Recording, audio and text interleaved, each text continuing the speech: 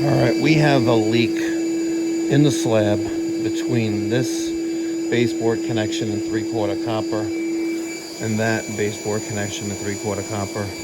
Using a thermal imaging camera, we saw a large heat mass right here. We're going to replace it with 3/4 copper. I'm going to remove this piece of molding. We're going to try to chisel into here and run our copper right along there, doing the same on the left side and connecting to that piece of 3/4. All right, this is all wet. The floor is warping. I don't know if you see that.